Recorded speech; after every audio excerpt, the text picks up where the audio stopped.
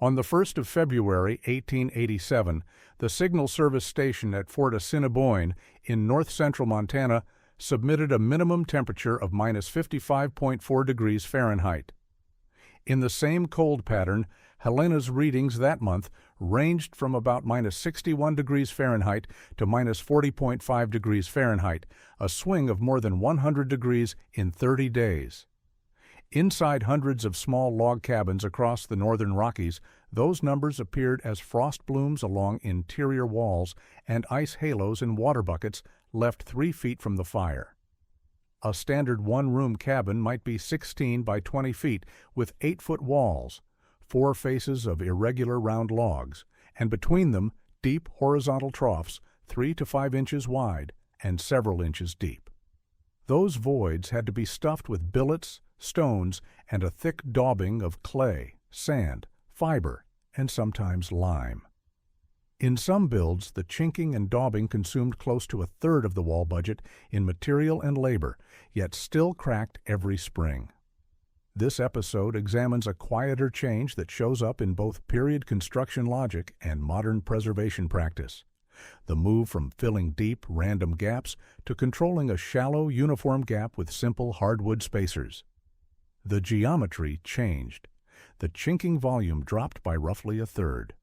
The draft tests tightened. In winters like 1886 to 1887, that math often decided who came through with fuel to spare and who did not.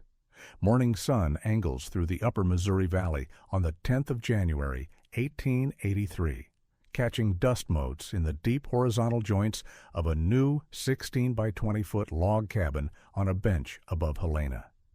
The structure stands roofed but unsealed. A hand pushed between 2 mid-wall logs touches daylight 3 inches deep. A saw and broad axe lean against the sill, their work done for now. The unnamed homesteader who raised these walls followed standard practice. He felled local lodgepole and ponderosa pine within a mile, logs 8 to 10 inches in diameter, scribed them at saddle-notched corners, and stacked them in 8 or 9 courses. The logs are roughly shaped, but not hewn flat. Where crowns meet, they touch at 1 or 2 high spots. Near the edges, cavities open 3 to 5 inches deep, irregular voids running the length of every joint. The assumption among many builders is that once the hard part of stacking logs is done, chinking is just cosmetic mudwork, messy but secondary.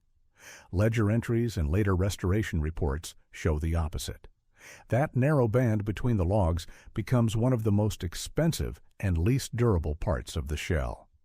National Park Service preservation briefs note that chinking and daubing, while visually minor, are historically the elements most prone to deterioration, requiring frequent seasonal patching.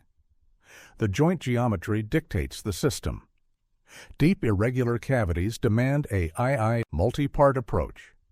First comes rigid blocking, wood slabs, saplings, or stones wedged into the deepest sections to fill volume.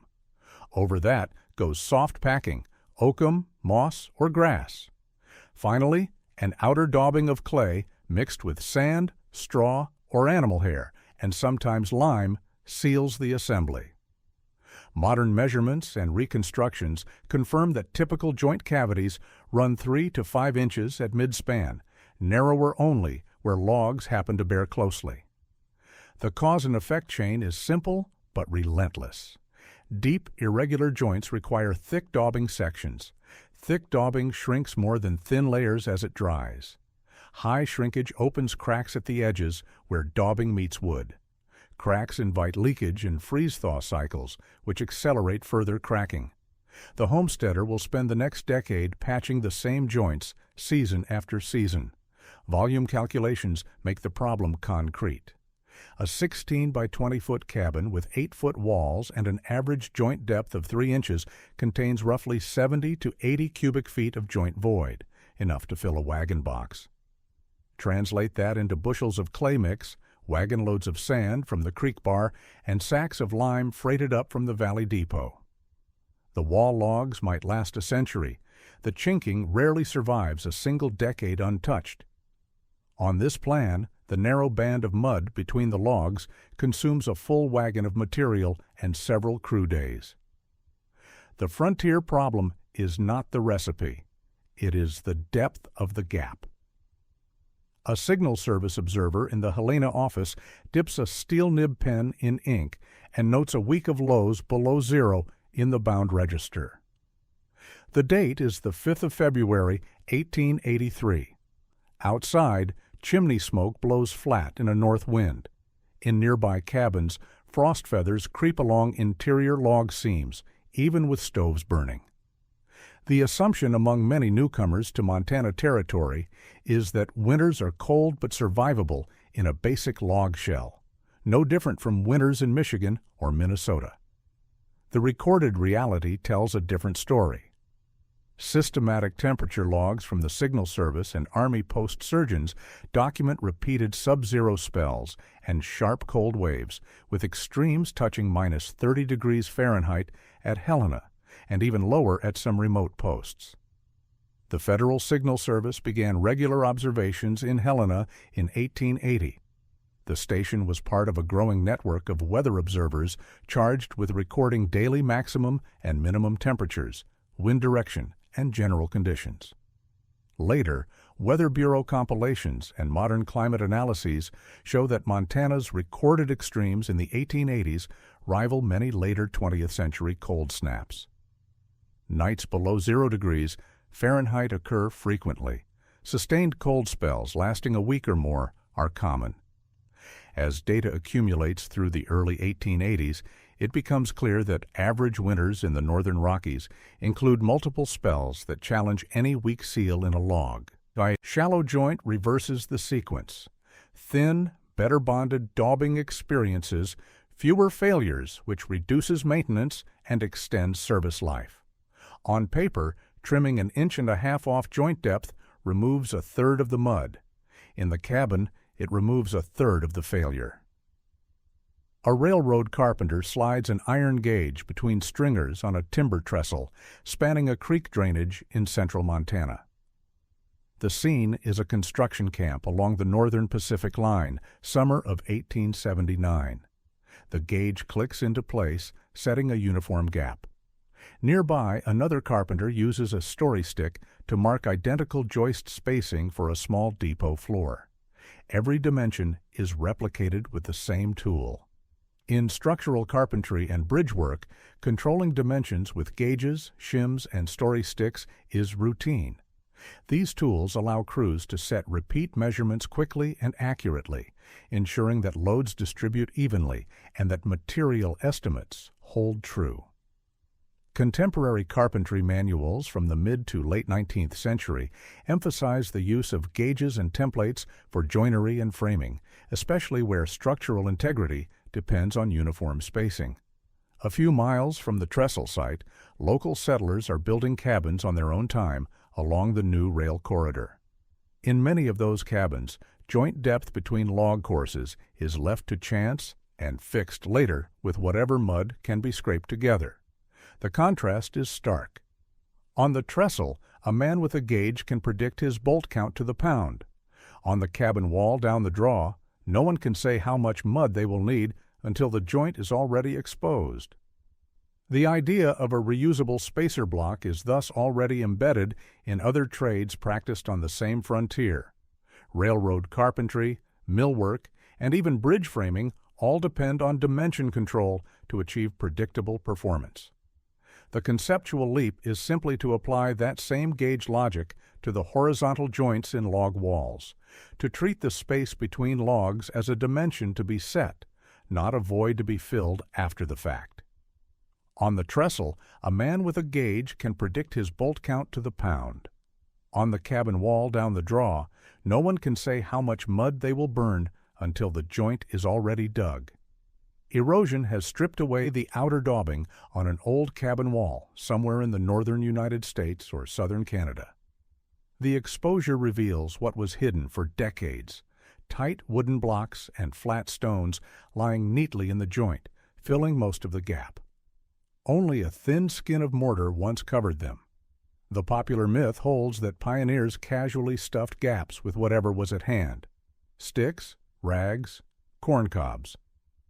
Field surveys by preservation carpenters, National Park Service staff, and private restorers tell a different story. When historic log structures are documented during rehabilitation, the backing material, termed chinking in preservation terminology, is often systematic. Wood slabs, split saplings, or carefully selected stones are placed deliberately to support a relatively thin daubing layer on the exterior.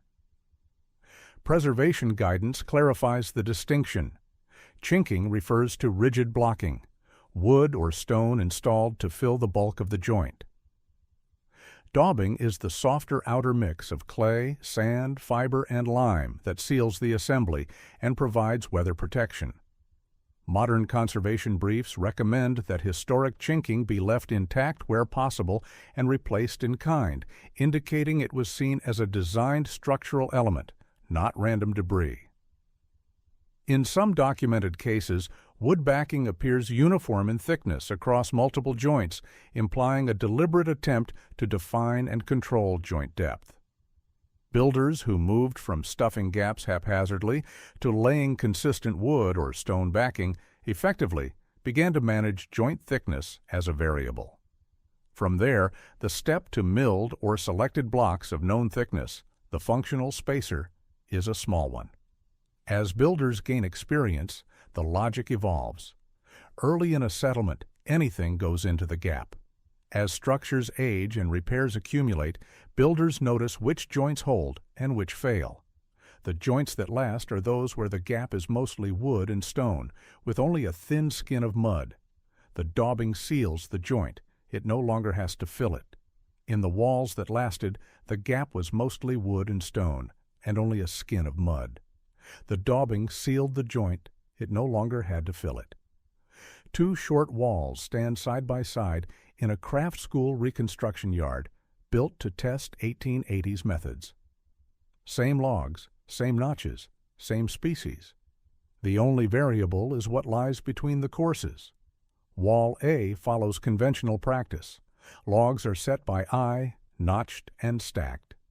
Backing is installed only in the largest gaps, stuffed with whatever wood scraps are available. When the joint depth is measured at multiple points, the average comes out near 3 inches, with wide variation, some spots under 2 inches, others over 4. Wall B uses the same logs, but hardwood strips of uniform thickness, say 1 1/4 inches, are placed every 3 to 4 feet as spacers between courses. The logs are pinned with wooden pegs or dowels, then the gaps are measured. Average joint depth is roughly 1 1/2 inches, and the variation is minimal. The spacers can be pulled after the logs settle, or left in place if they are few and well placed. The expectation is that 2 walls of similar logs should require similar amounts of chinking. Measurement shows otherwise. Dropping the average joint depth from 3 inches to 1 1/2 inches cuts the required volume by roughly 1/3. For a full 16 by 20 foot cabin, that translates to a reduction from about 75 cubic feet of joint void to about 37 cubic feet.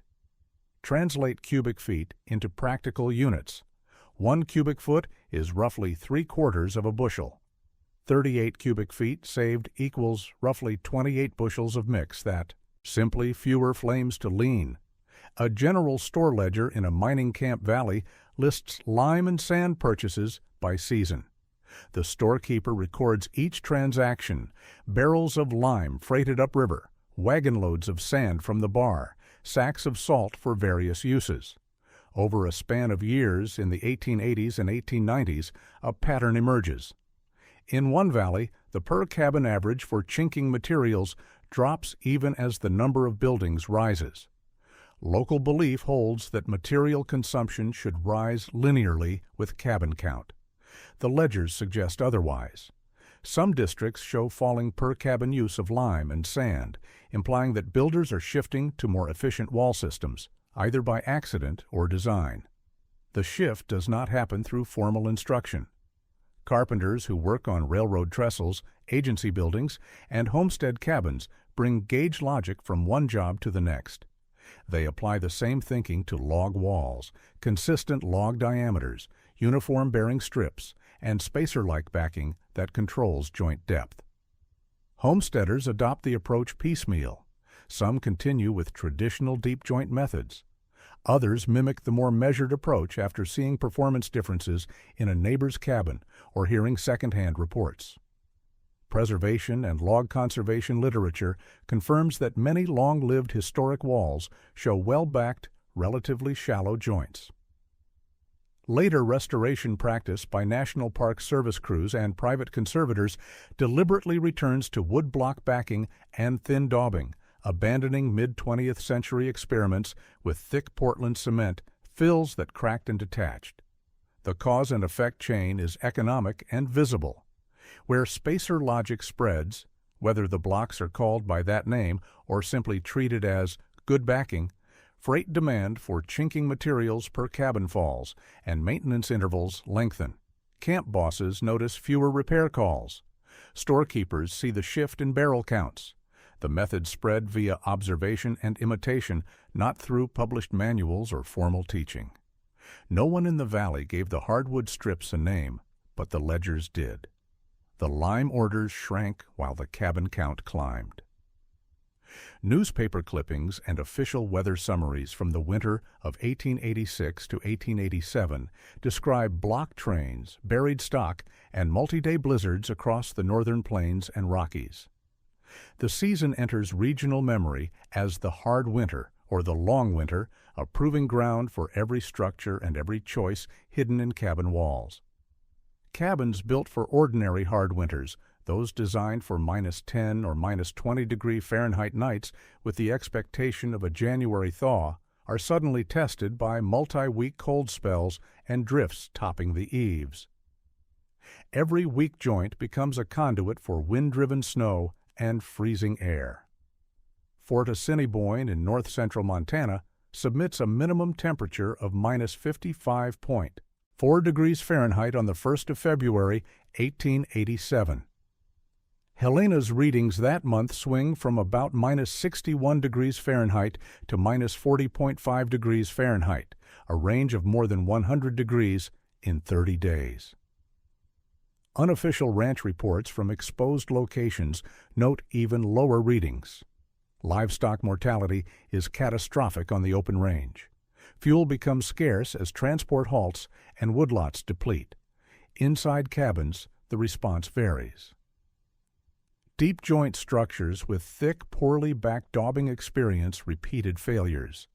Daubing pops out under freeze-thaw cycling. Snow filters through cracks and melts inside, soaking bedding and food stores. Stoves burn constantly, yet interior temperatures hover just above freezing. Fuel demand spikes, and many households exhaust their wood piles before spring. Contrast this with buildings that had moved toward shallower, better-backed joints, whether through deliberate use of spacers or simply through careful backing practice. Restoration records and physical evidence from surviving structures suggest these cabins show fewer joint failures. Chinking stays in place. Interior frost patterns are milder. Fuel consumption remains elevated but manageable. Historical accounts note widespread hardship during the winter of 1886 to 1887, underscoring how marginal many shelters were. Extreme winters do not invent new physics. They simply remove the margin for error. Those winters did not invent new physics. They simply removed the margin. Cabins built to guesswork leaked. Cabins built to a measured gap did not, and the woodpiles told the story.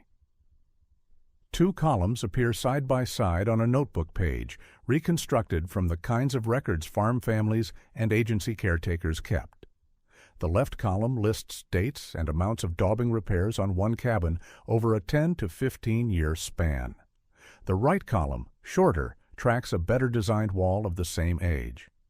Cabin A shows deep, irregular joints with thick daubing.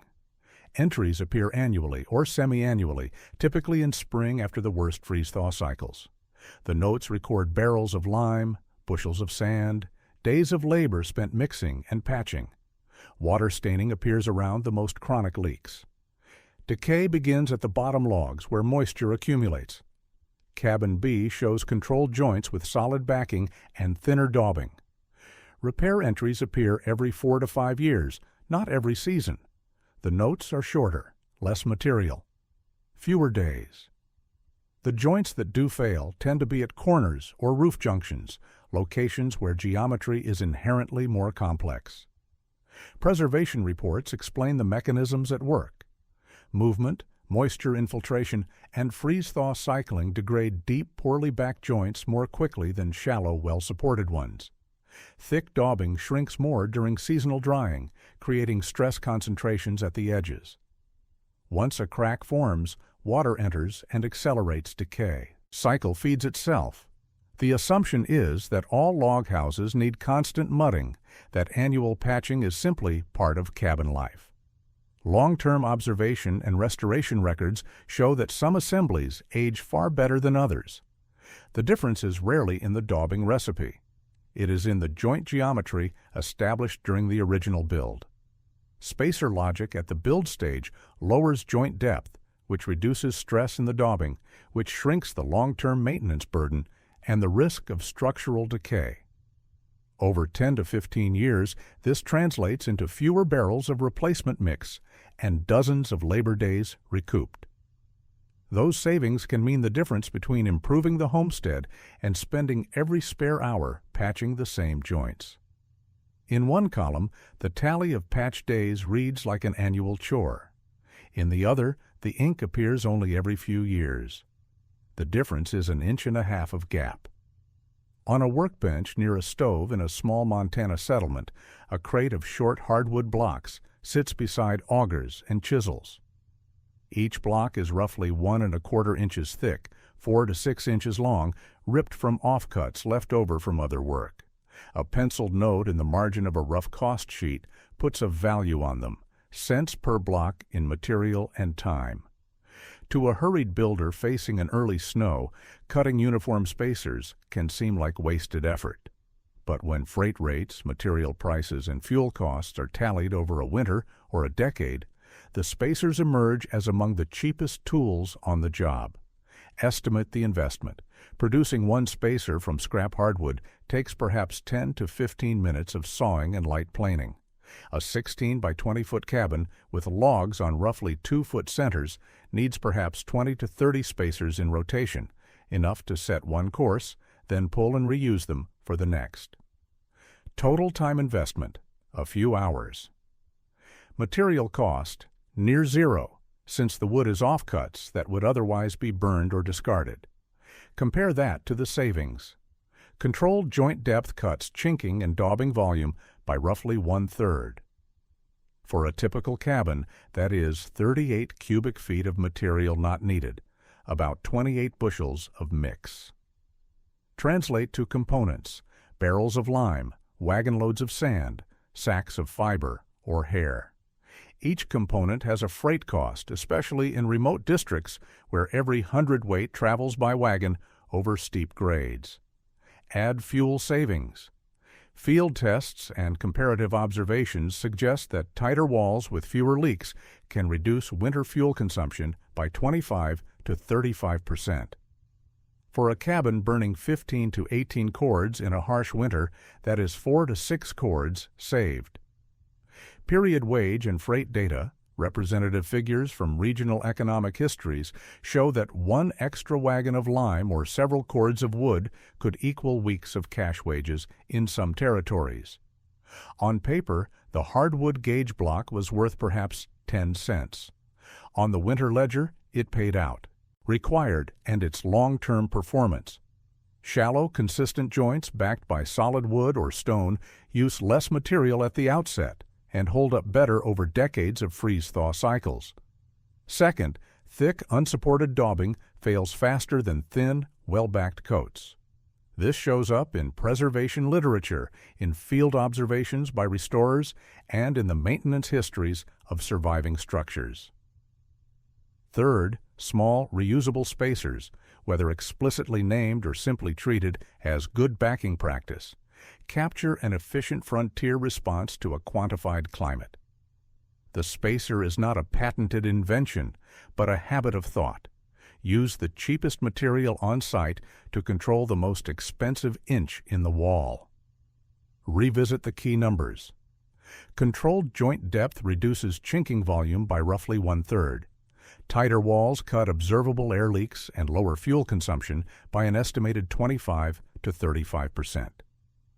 Over 10 to 15 years, maintenance cycles lengthen from annual or semi-annual patching to repairs every 4 to 5 years. These are not theoretical improvements. They show up in ledgers, in test walls, and in the walls that preservation crews still work on today. Where builders treated walls as engineered systems, controlling dimensions, installing solid backing, and choosing compatible materials, their structures demanded less from the freight road, the woodlot, and the occupants over decades of winters. In the Helena climatic record, the coldest nights of the 1880s still stand. The cabins that met them with shallow, well-controlled joints needed less mud, less freight, and fewer cords to stay habitable. In a landscape where distance, weather, and cost ruled every decision, a cheap hardwood spacer quietly shifted the balance. If you value fact-grounded frontier history and the practical methods that kept people alive in it, consider supporting the channel so more of these field manual stories can be researched and told.